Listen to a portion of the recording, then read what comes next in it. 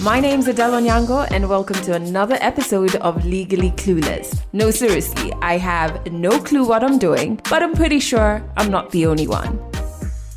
Hey you, welcome to episode 218 of Legally Clueless. Thank you so much for rocking with this podcast. If this is your first time listening, audio episodes like this go out every single Monday, and you can stream us on Spotify and everywhere you find podcasts. If you want to share your story on this podcast, all you have to do is fill out the storyteller form. There's a link to it in the show notes. And sign up to join our community, by the way. Head over to legallycluelessafrica.com. If you're an OG member, you know, as always, I have so much love for you. Ooh, again, I keep forgetting our social media pages. So we have an Instagram page, which is our warm, cozy corner of the internet. You can check us out and join and follow and like and all of those good things. We're at Legally Clueless Africa, and we're now a bit more consistent on TikTok as well. We're there as Legally Clueless Africa as well. Okay, I'm really excited about the episode that you will hear in this podcast because I have wanted to have Chris on Legally Clueless. I think I'm glad that they came on this podcast to share their story of taking back their story. Does that make sense? Anyway, this is what's coming up. Listen to this. I slept on a bench on the first day of me landing in Nairobi. When I switched on my phone, I found my dad had said never ever come back. A couple of years ago, when I was a journalist working at the BBC, I had a very, very crazy life-changing experience. In the morning, I remember at like 5 a.m. and I was sleeping and my phone was ringing. One call after the other, after the other, and after the other. And I was like, what's going on? And the first message that I saw was from my cousin who was like, what's going on? Are you okay? Previous evening, my car had been vandalized, as is the true Kenyan culture. They took pictures of the car and it went up on Twitter. That's coming up a little later in this episode, but right now let's jump into Song of the Week. Ooh, I just rediscovered this song. It's Music and Lights by Double HP, who is a South African artist. And I remember I used to play this song so much on my first ever radio show. It's because I went to high school in Botswana, and that's where I got exposed to a lot of Southern African music. And at the time, a lot of the music that we got in Gab's, capital of Botswana, where I was South African music. And in my school, I think I've shared about this on this podcast, like race was a real thing. It was quite shocking to me because at the time, Kenya was not really that split racially. And then experiencing Botswana where like the first day I walked into class and I was maybe 2 weeks later than when school opened, like there was the white boys, the white girls, the black boys, the black girls, like, and subconsciously you just gravitate to the people who look like you. And then like I remember the bullying that I experienced was for two things. First, one of my best friends was a white girl, and so the black girls didn't like that. Anyway, very strange. Roxanne, I really wonder where she is. And then with time, Roxanne became a bit wild. She really was too dramatic. Just so dramatic, my goodness. Then I became really close friends with Nono, who I'm still friends with to date. We were like bosom buddies in high school, and she is from Botswana, but because she grew up primarily in the States, didn't speak the vernacular language. And so then the bullying became based on that. Yeah, it was just, I don't know. Africans, I don't know why we do this to each other. I really don't. I mean, I know where it comes from, but I don't know why we refuse to unlearn it. Anyway, so back to the school. When it came to music, you either listen to rock, which predominantly the white students did, and then the African or black students listened to Kwaito and South African hip hop. And so when we'd have like our formals, which were just like parties, super governed parties, and one of my classmates was like a DJ, Manny. I really wonder where he is. You could see, and can you imagine somebody trying to mix rock and Kwaito? Like literally the rock song would stop and then like a Kwaito song would start and then the dance floor would shift because now all the black students would go to it was just, I don't know why we were being taught that even at that age. I mean, we were what, 12, 13? It's wild. Anyway, One of the songs that we really loved back then was this one, and it's Music and Lights. I love the sample. I love the feel of the song. I love the vibe of it. And I wanted you to experience that as well. So that's why I put it as the song of the week. And rediscovering it just made me think of high school and then coming back to Kenya and my first radio show. We only played African music, and being able to inject some Southern African music here and there was pretty cool as well. So yeah, it's nostalgic and it's a feel-good song. So I hope you enjoy it. There is a link to it in the show notes. So before we jump into 100 African stories, I really wanted to share some of my feelings because I feel very strongly about the particular story you're going to hear, because it speaks to what I'm currently seeing happening on social media and how it's affecting our humanity or eroding it. And it's a bit concerning. There's that. And then the second reason I feel so strongly about the story is recording Chris's story reminded me of how important it is to own your story and to know what names to respond to. Okay, so you will always interact with people who will misconstrue your actions and might even project their fears on you. And this happens not only in adulthood, it happens even in childhood. These could be siblings or your parents, aunties, uncles, grandparents, teachers, caregivers, people you interact with even in childhood.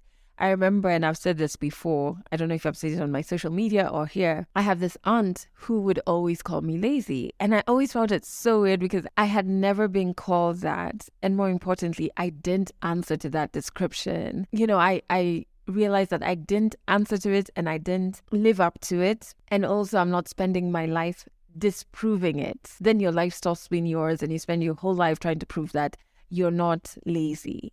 And it becomes about this name you were called and you're responding to it.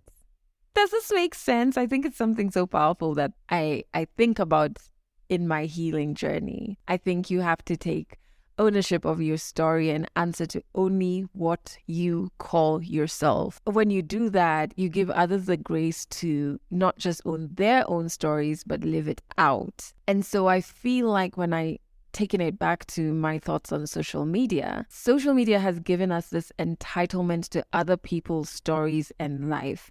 An entitlement in a sense that we want to go in and we want to tell others how to live their lives and what's the right way, what's the wrong way. And it comes from many things, some being a mix of ego and insecurities. And when you own your story and you know what names you answer to, when you define these things for yourself and get so comfortable in who you are, you almost automatically extend grace to others to do that as well. So when I come online and I see all of this entitlement and outrage that's happening, I think what I see is many wounded people who are answering to names that they shouldn't be answering to, who have not taken ownership of their story. They're not defining things for themselves. And so seeing others do that in whatever capacity triggers an insufficiency in you, because you start feeling like, I want to do that too and I can't, so why is somebody else doing it? I hope that makes sense because I really feel so strongly about it. I think once I'm done working on the hyper independence episode, which by the way, I interviewed a very interesting therapist about, and that episode will be coming your way, I think, the first week of June. But once we're done with that, I really feel strongly about outrage and what we're seeing on social media and how it's affecting our humanity. And maybe it's worth diving into an episode on that. Let's see how it goes. But right now, how about we jump into part 1 of Chris's story? I have so many thoughts about it, so you listen to it and then we'll come back to that. And as I said earlier, I've always wanted to have Chris on the podcast and I'm so glad we finally made it happen. It is such an inspiring story that I hope triggers deep introspection. 100 African stories on Legally Clueless. Stories from Africa. Hey, my name is Chris Muredi. I was born and raised in a town called Nakuru, which is 2 hours, pretty much like 2.5 hours drive from the capital city. And I grew up in the farm, so then when I was 19, I came to the city. I remember when I came to Nairobi, and it's actually one of the experiences that shaped my life. As a child, we used to come to Nairobi to come and visit like relatives, or when my mom was doing her degree at that particular point, which people call Gumbaru, because she was a teacher, already like in her 40s, but she was now coming to Nairobi University to do her degree. We used to come and drop her. And then after 2 weeks, we come and get her. So that's pretty much what I knew of Nairobi, just seeing the buildings and all that and coming to visit some relatives in Nairobi or on our way to Machakos, because my mom is Kamba. And so Machakos is 1 hour, when you pass the capital city to go to Machakos. So that's what I knew of Nairobi.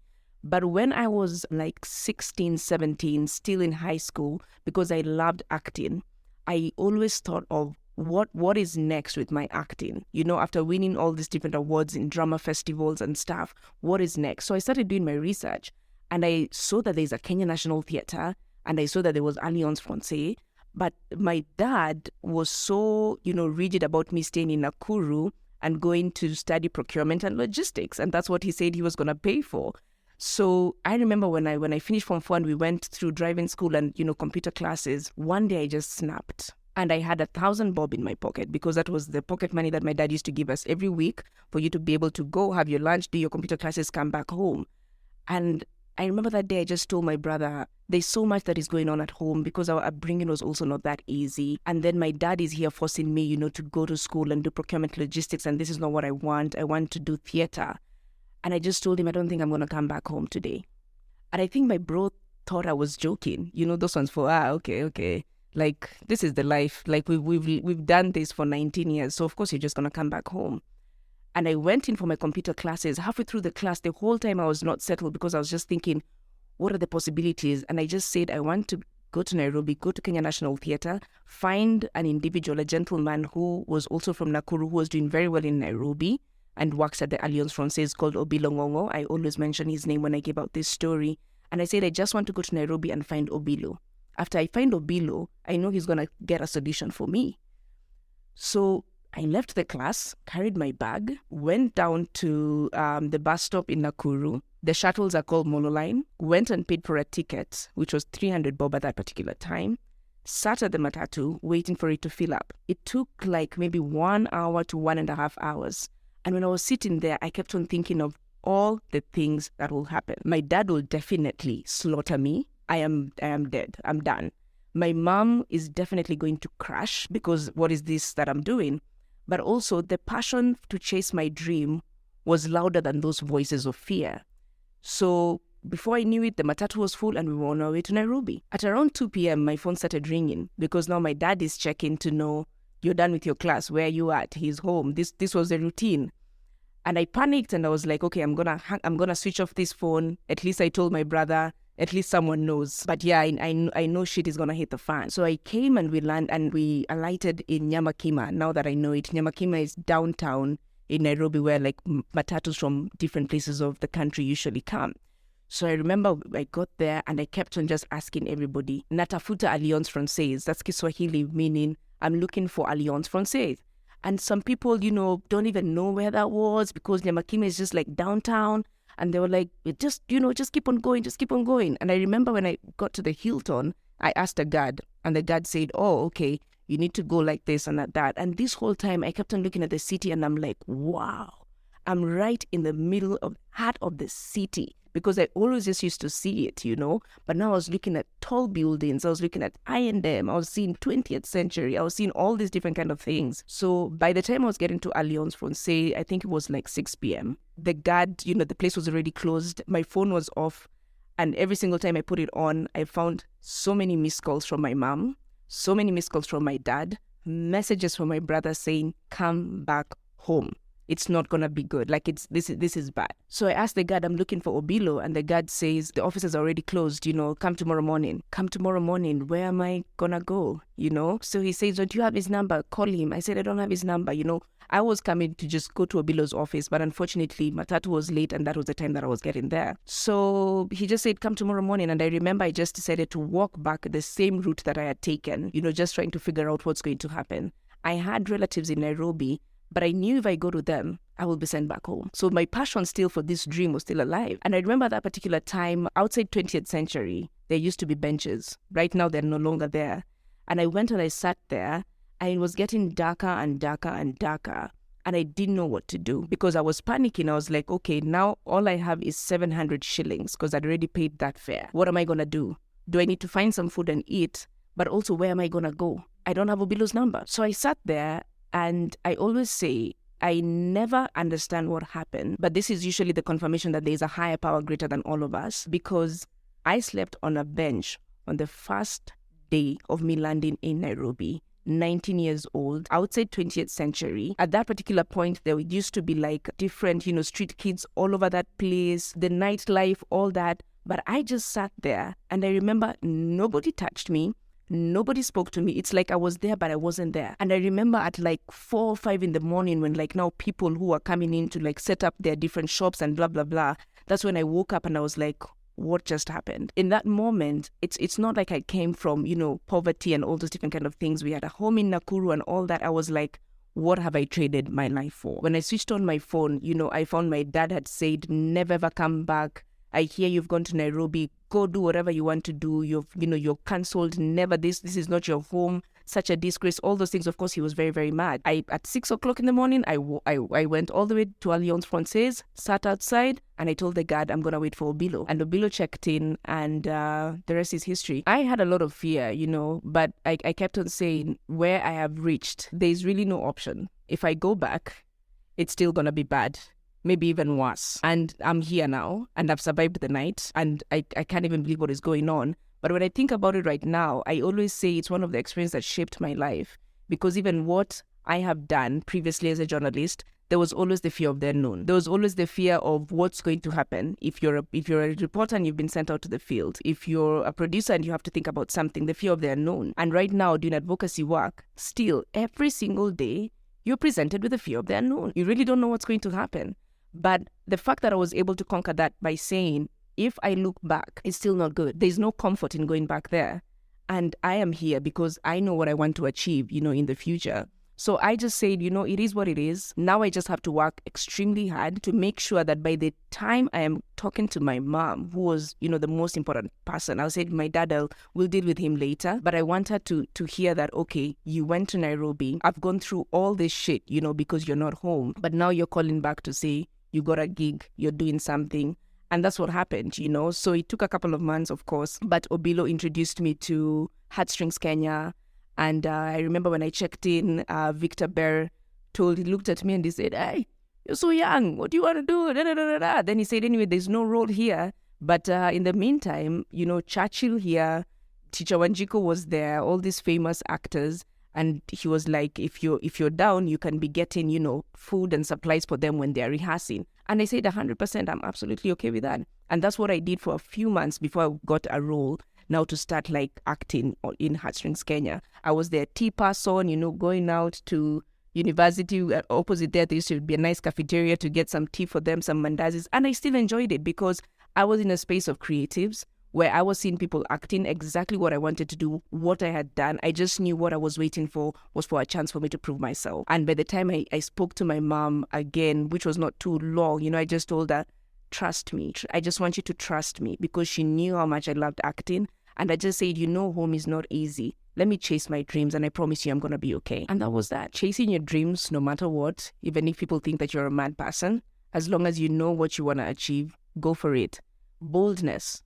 The braveness, being able to survive in a jungle where I knew no one. I keep on saying that every time I think about that experience, I feel like it was preparing me for my now and even in the future, because you will always be thrown into situations you don't know people. You're in another new country. You have conferences that you have to attend. You have to be brave and you have to be bold and you have to be courageous and you have to still be able to still see that dream, that you're trying to follow and just hold on to that line no matter what, just keep on holding on to it. So I think courage, boldness, conquering fear, but also embracing fear, just not looking at fear as a bad thing.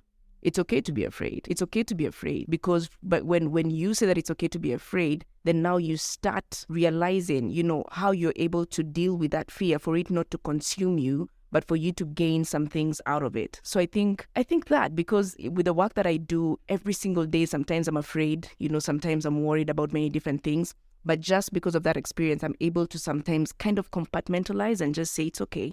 We're just going to deal with it slowly. And at the end of the day, we're going to come out bold and courageous at the end of it all. A couple of years ago, when I was a journalist working at the BBC, I had a very, very crazy, life-changing experience. In the morning, I remember at like 5 a.m. and I was sleeping and my phone was ringing. One call after the other, and I was like, what's going on? So I went and reached out to my phone, and when I picked it up, I looked and I had like 15 missed calls, and my messages on WhatsApp had like a very big chunk of number over there, and I was like, what is going on? So I opened the messages, and the first message that I saw was from my cousin, who was like, what's going on? Are you okay? It's at that moment that it hit me that the previous evening, my car had been vandalized. So my car had been vandalized and all sorts of messages had been written on it. My headlights had been messed up and all those different kind of things. But because of the trauma that I had gone through, and also I had gone out, so I was partying a little bit, I came back and I parked the car outside the facility where I was sleeping. So I just parked it outside and I forgot about it. So in the morning when people were going to work, as is the true Kenyan culture, they took pictures of the car, and it went up on Twitter. So by the time I was being called, people were already seeing things on Twitter. So my cousin had already seen something, and someone else had identified my car, and they had said, oh, that's Chris's car. And someone else had confirmed, and someone else went to my social media and took a picture of my car that I had posted it and put it there. And so it was just like, yeah, it's their car. I trended, I think, for like 3 weeks, And even beyond that 3 weeks, the trauma that it left me with, because when that happened, immediately my sexuality, my gender, I was outed through that process. So very many people now started writing the gay journalist. It stopped being the journalist who works for the BBC, but it was the gay journalist who works for the BBC. And I remember just looking at those tweets, because there were many, and many people went into the discussions of, sexualizing queer people, all those different kind of things. Is this why you wear suits? Just every single thing that you would imagine, body shaming, everything that you would imagine happened. And this happened because the car was vandalized and I was outed in the process. When I think about that experience, at that time working at the BBC, the first thing that I thought about is that I've lost my job 100%, because this is very, very bad PR for the BBC. So I knew I've lost this job that I've worked so hard, to be able to secure. And immediately I just wrote an email to my bosses and I said, this and this is what is happening, blah, blah, blah. And this was like during the day. My bosses responded and they say, we already know of the situation, and what we care about right now is your safety. And that was the first time in my life that I had someone saying, it doesn't matter who you are. You are a human being who first requires love and safety and care, then we are going to deal with anything else that comes after that. And so the BBC were kind enough, to move me from my space, take me to another different space, housed me there for a couple of months, just to make sure, are you okay mentally, all those different kind of things, because I definitely went into a mini depression of the sorts, just thinking about this person that I have been all my life. Now, seeing people kind of like canceling your existence. There were tweets about you should be killed, this is wrong, blah, blah, blah, all that stuff. When I think about that experience again, just sitting in that space of feeling like I had been buried, I felt like every single bit of me had been buried. Every single thing that I'd worked hard for since I was 19, coming to Nairobi, doing all this was now done. But like from that, I remember when I slowly started going back to work, because the BBC said, what our policies are, our culture. We take care of you before anything else. So when I started going back to work and the workspace was beautiful and the environment was kind, I started thinking about very many other people who might be going through what I am going through, or who are even afraid to even rock up to work, as their true, this is who I am and this is how I'm coming to work. So I went ahead after that experience and I said, through my experience, I want to talk about, living out loud and bold in Africa. And the BBC gave me a platform and they said, do you want to do it? Go ahead. So I had a webinar that hosted a couple of people from different chapters in Africa working at the BBC, just to say, how do you live out loud and proud? And this is the first time this ever happened to BBC different offices in Africa. And after that, I said, I want to start a chapter, of people who are working in the Nairobi office or in Nigeria or wherever, who just want to feel like we can be who we are in the office, because even beyond the office, maybe we don't even have that privilege to be able to be who we are. And unfortunately, things moved so fast and quickly, because after I started that chapter and I was just about to launch it, something else came to me through this experience. And I said, why don't I start my own organization, that does work, not even just through a company, because that was amazing. But now I wanted to do it for even a bigger audience. So that was another experience that shaped my life. And it's just like through adversity, when you're buried and, people feel like you've buried a seed, but you don't know that when you bury a seed, it will still germinate, at the end of the day. So that's one experience that I always think about. And I'm like, wow, when I looked at my car, when I looked at those tweets, when I saw those phone calls, when I saw friends choosing to say, we're done, we didn't even know this is who you are. When I saw family members go grey on me, others loving on me, just in all that, what was born was this human being who now said, I want to pass it forward and make other people feel comfortable, feel seen. And then now beyond the BBC, I said, I want to start my own gig. And before I started my own gig, I stood on a TEDx and I came out, I don't usually say I came out. I took my story back, because every single thing that I was seeing on Twitter was false. It's people have created their own stories from whichever angle that they want to look at it. But I said, I'm going to stand on a TEDx, which I was given that opportunity by Parkland's TEDx. And I stood there and my talk was choose to be bold. And I gave my story exactly the way it is up until where I have reached. And I said, I am gay. This is who I am. And I am proud and I am bold. And then I officially launched my organization. I feel like my life really just has always prepared me for things, because growing up, we always just grew up in like a very, very nuclear family. So it was just me, my dad, my bro, me, my dad, my bro. And I think from a very young age, my dad already kind of taught us to not really rely on relatives, like what you put out is what you get. We were growing up in the farm. Everybody had chores to do. We had a posho mill at some point. We had a farm. We had chicken at some point, which I'm absolutely traumatized with right now. That's one of my biggest phobia, because I think I grew up with them and one day they traumatized me. But I feel like we already got used to that life of just not being heavily dependent on other people. But like you said, it's still a loss. You still look at people and you're like, as human beings, we put expectations on people. You feel like you're my sister, you're my brother, you're my auntie, you're my uncle, you're my mom. Why would you do this to me? But once you start realizing, which I started doing, and I keep on doing every single day, is that we are human beings first. You can be my sister, you can be my brother, but you're a human being. You're a human being entitled to your own opinions. And I have learned the beautiful art of boundaries, creating boundaries to protect myself first before anything else.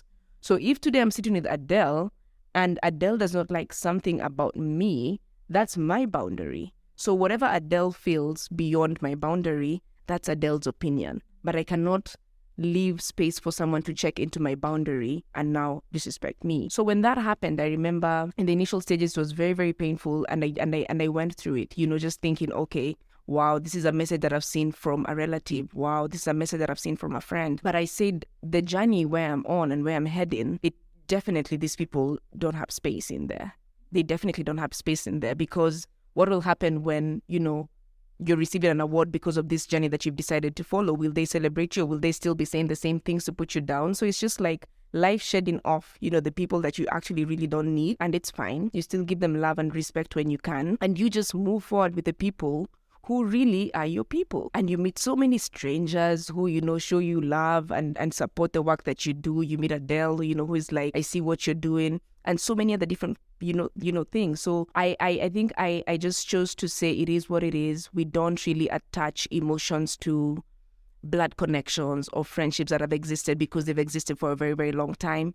You just say, this is where you've reached, and on to the next flight. It's been a good ride, but where my life is going, I really cannot, reduce myself so that we can be able to keep this relationship going. And it's a lifelong journey. I don't feel like you can conquer it all once. Like that, you will still have moments where you're going to feel some type of way. You're like, man, I expected something from this person, but no. Then you just have to remind yourself the basis of what you decided about human beings and about boundaries and and it's just every single time the cycles of life. I think one of the greatest lessons that I've learned to date is that you can grow from rejection. You can grow from rejection, and I feel like so many people suffer from, I've been rejected in my workspace, in my career.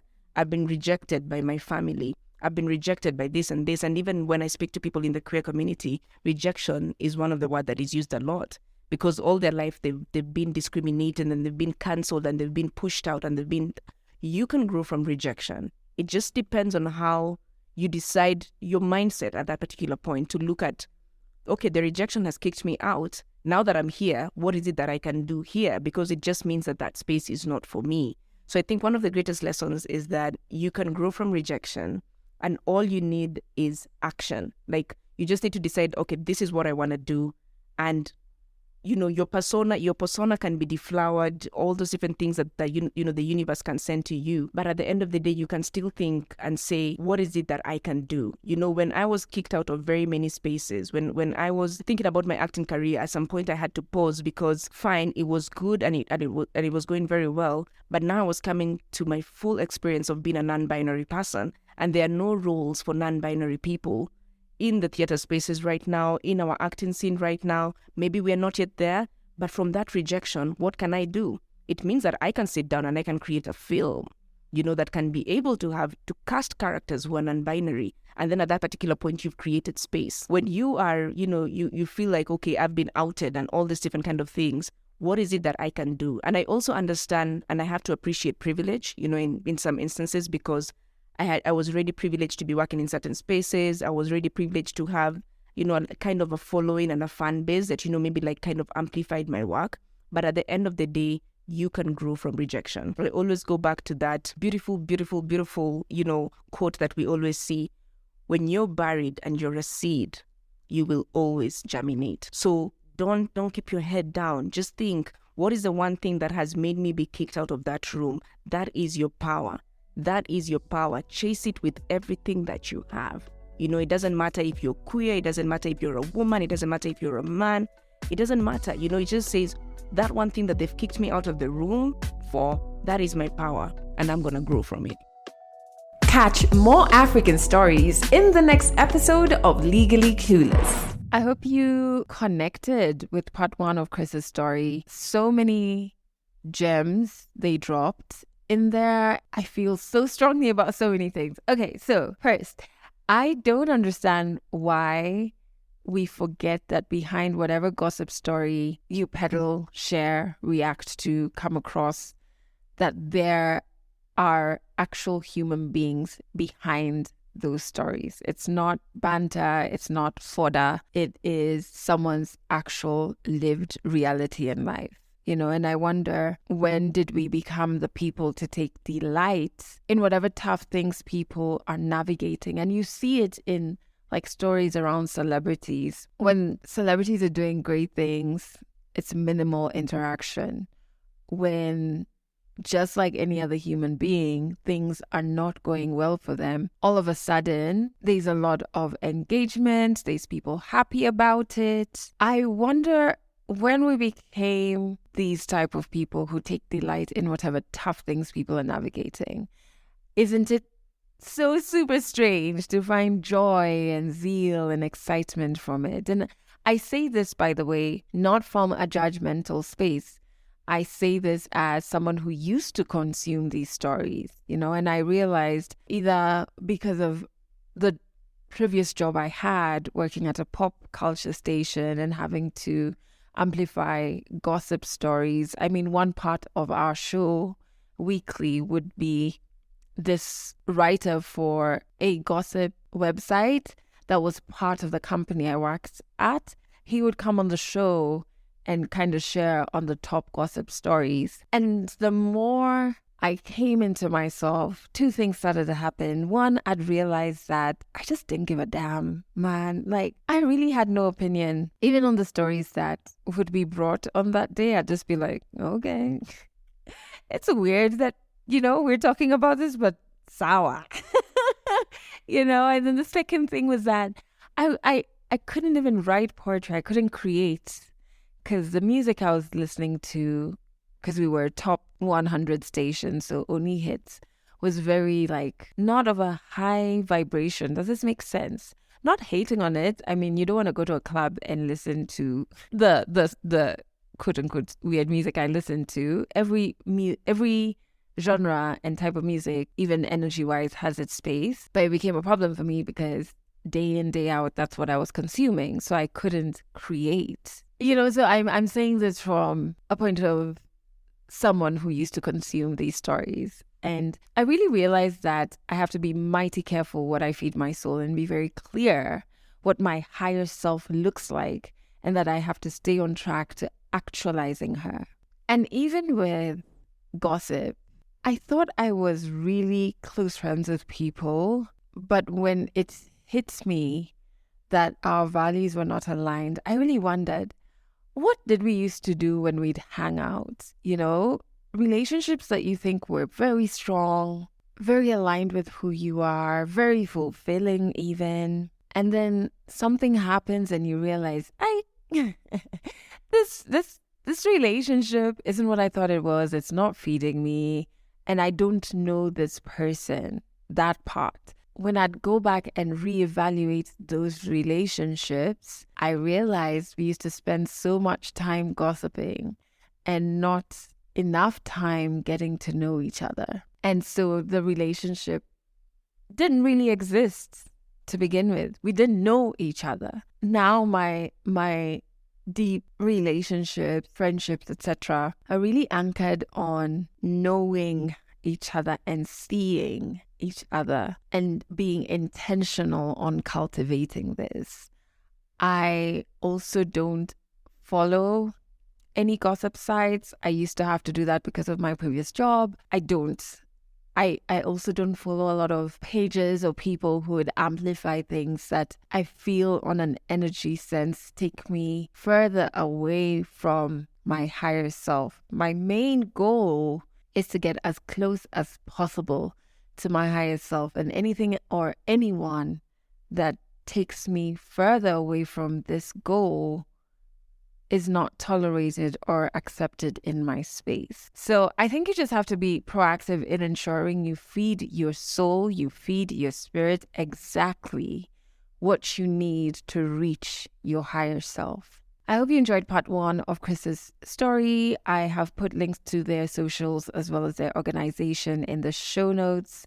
And at the very end of this episode, you will hear what you can expect in part 2 of their story, which will be out next week. In the meantime, make sure you join our community. Head over to legallyclueless.com to sign up. And if you're in Kenya, you can catch this podcast on Trace FM every Monday and Wednesday at 1 p.m. and 11 p.m. and Fridays at 1 p.m. I'm singing, which means I'm so happy. I have so much joy in my heart. I hope it sips through to you in case you need some extra joy. Oh, one other thing I want to say in this episode is I'm recording this on Mother's Day, which in the past, if you're an OG member, I'm always very apprehensive about, because I lost my mom, who was my best friend, and so Mother's Day has been very triggering to me in the past. But you know what I did this time? Okay, so first I started feeling sad a couple of weeks ago,